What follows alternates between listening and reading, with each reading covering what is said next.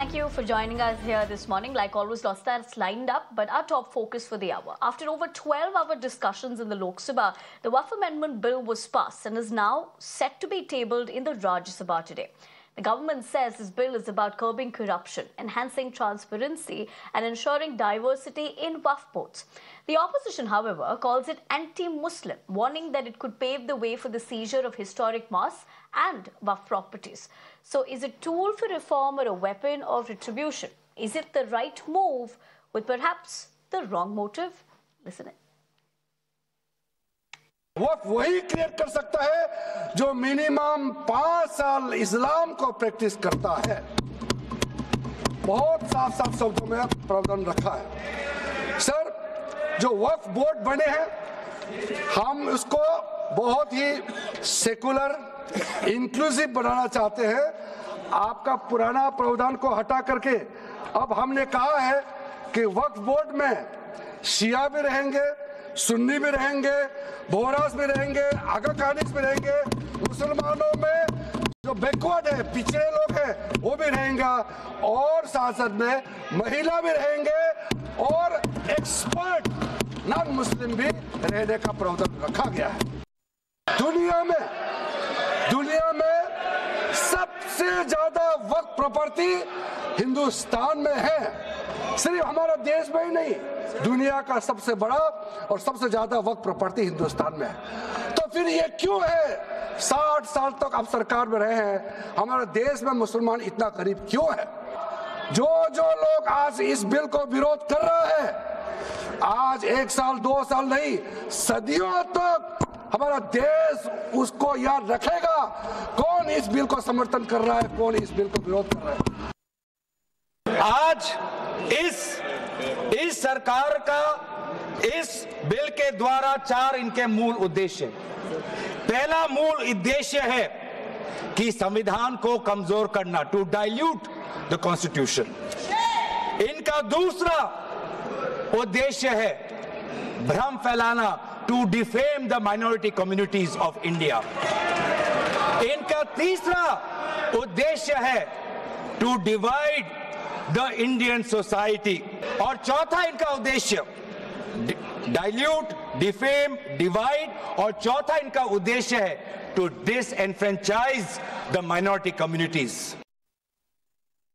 अध्यक्ष महोदय, भाजपा जब भी कोई नया बिल लाती है तो वो अपनी नाकामी छुपाती है। जब से वोट में गिरावट आई है और खासकर उत्तर प्रदेश में भी, तब से भारतीय जनता पार्टी की कोशिश है कि अपना वोट कैसे संभाला जाए। तो ये वक्फ बिल जो लाया जा रहा है वो अपनी वोट बैंक को संभालने के लिए और समाज को बांट करके ध्रुवीकरण करके राजनीतिक लाभ लेने के लिए लाया जा रहा है। Tamil Nadu Assembly passed a resolution. The resolution was moved none other than the Chief Minister of Tamil Nadu, Mr. M.K. Stalin. The resolution unanimously passed. The stand of the court, our stand, the Waqf bill introduced by the Parliament against minority rights, against religious freedom, unconstitutional, contrary to the purpose of Waqf. If passed, it will cripple the Waqf institutions and harm the Muslim community. अगर committee ने कोई बदलाव ही नहीं करने हैं तो ये कांग्रेस जैसी कमेटियां नहीं, हमारी लोकतांत्रिक कमेटी है मान्यवर, जो दिमाग चलाती है। कांग्रेस के जमाने में कमेटियां होती थी जो थप्पा लगाती थी। हमारी कमेटी चर्चा करती है, चर्चा के आधार पर विचार करती है और परिवर्तन करती है। अगर परिवर्तन को स्वीकार ही नहीं करना है तो कमेटी काहे को लिए है भाई? अब बताओ कि सारे ट्रस्ट के चैरिटी कमिश्नर अलग अलग देश तोड़ दोगे आप लोग, तोड़ दोगे।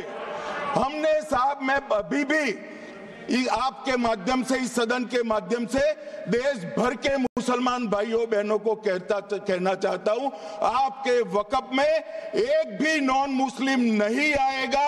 ये एक्ट में ऐसा कोई प्रावधान नहीं। मगर जो वक़्फ़ बोर्ड है और वक़्फ़ परिषद है, उसका काम क्या है?